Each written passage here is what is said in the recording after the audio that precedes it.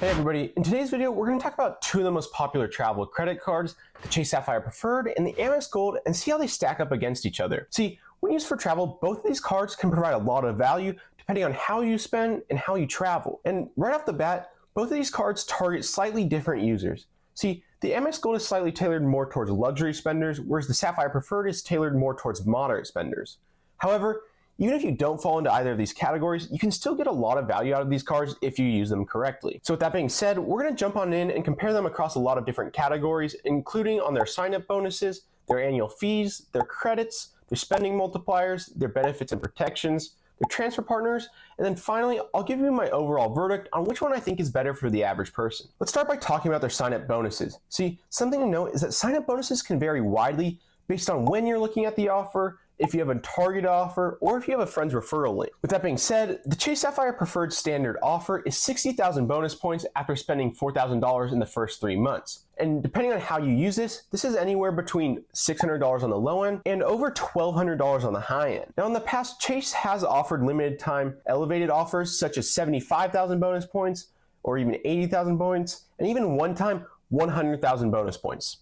However, the current offer right now is 60,000 points, but I'd be looking around depending on when you're watching this video. And then moving on, we have the Amex Gold card, which has a standard offer of the same 60,000 membership rewards points after spending $4,000 in the first 3 months. However, just like Chase, Amex oftentimes runs limited time elevated offers, and currently they are offering 100,000 bonus points after spending $6,000 in the first 6 months, plus 20% back in statement credits on food up to $100. The reason American Express is offering this is because they just recently revamped the Amex Gold card, which I talked about in a previous video. So if you want to learn more about that change, you can check it out up here. Now, if you're watching this video at a different time in the future, you may not be able to find the same 100,000 point welcome offer. However, in the past, Amex has commonly offered elevated welcome offers, such as 90,000 points, so I'd be on the lookout for those. If I were you, I'd be on the lookout for targeted offers, for referral links, and just around on the internet, trying to use different browsers to pull up different elevated offers. Now moving on, let's discuss their annual fees. See, the Sapphire Preferred annual fee is just $95,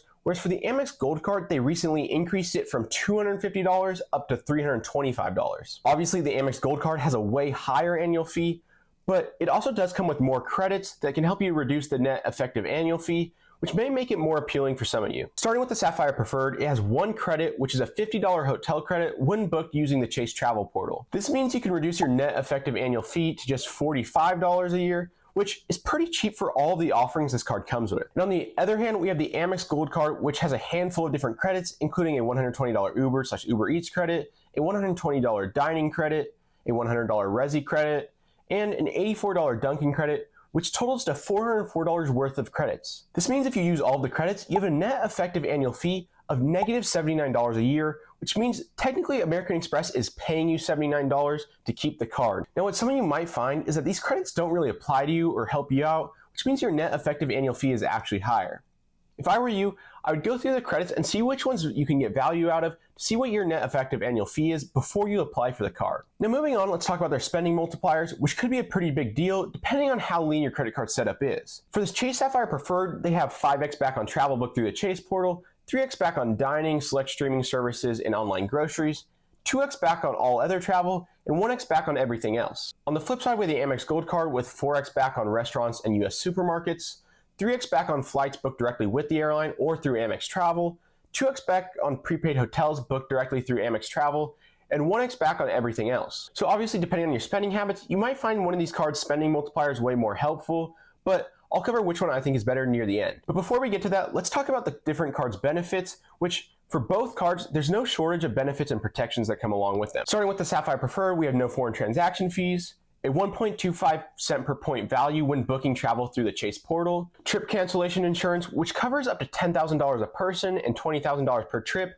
if your short is canceled or cut short due to sickness, weather, or other covered situation. On top of this, they provide a primary car rental collision damage waiver, which is ideal considering most other cars only offer secondary coverage. What this means is that you can deny the car rental agency's insurance premium, which saves you money on your trip. Additionally, the Sapphire Preferred offers baggage delay insurance, which means if your baggage is delayed over 6 hours, then you're covered up to $100 a day for a maximum of 5 days for necessities like toiletries and clothing. And the final protection we'll talk about is their trip delay reimbursement, which means if your flight is delayed more than 12 hours or requires an overnight stay, you'll be reimbursed up to $500 per ticket. Moving on to the Amex Gold Card, we have no foreign transaction fees as well. Secondary lost baggage insurance, which covers up to $1,250 for carry-ons and $500 for checked baggage.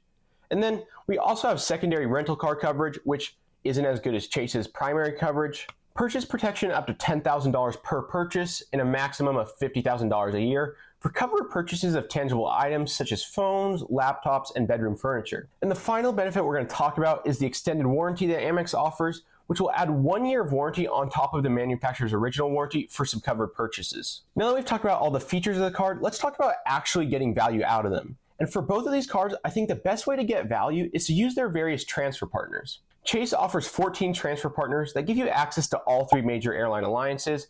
And then on the hotel front, they give you options to transfer out to Hyatt, Marriott, and IHG. As for Amex, they offer 21 transfer partners total, giving you access to all 3 major airline alliances, much like Chase.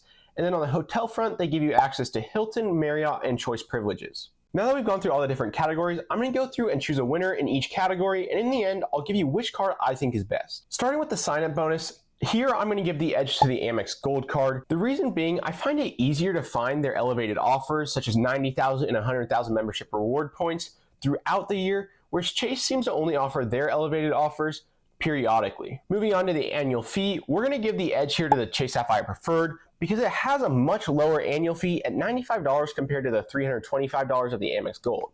Moving on to their credits, the Amex Gold does have way more credits and has potential to reduce the annual fee much lower than the Chase Sapphire Preferred. However, Sapphire Preferred's credit is way easier to use, but we are going to give this category to Amex, assuming you can use most of or all of the credits like I can. And then for the spending multipliers, we're going to say that the Amex Gold Card has way better multipliers, considering they give you 4x back on dining and restaurants and 3x back on flights, which I find to be way more practical than the Sapphire Preferred spending multipliers. But for the benefits, I'm going to give the edge to the Sapphire Preferred, as it has more protections in general, and it has that nice primary car rental coverage that the Amex Gold Card doesn't offer. And when it comes to the transfer partners, for my personal travel habits, I give it to Chase even though they have less partners. The reason being is that on the hotel front, I find Hyatt to be way more valuable than all of the other hotel chains which Amex offers.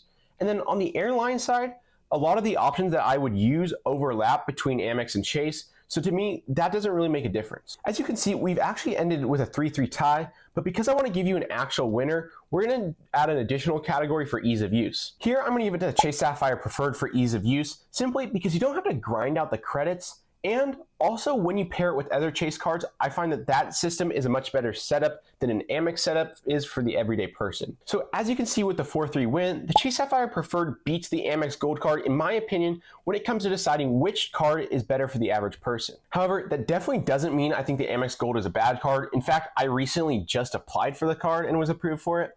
But if we have to decide on a winner, I would recommend for most people the Chase Sapphire Preferred. I hope you enjoyed this comparison and it helped you out if you're deciding between these two cards, but honestly, I don't think you can go wrong with either one of them, and I hope that this video was helpful for just understanding the differences between the two. If you want to learn more about the Amex Gold Card, I put out a recent video that you can check out over here, which gives a rundown of the card as well as shows the application process. So with that, thank you very much for watching.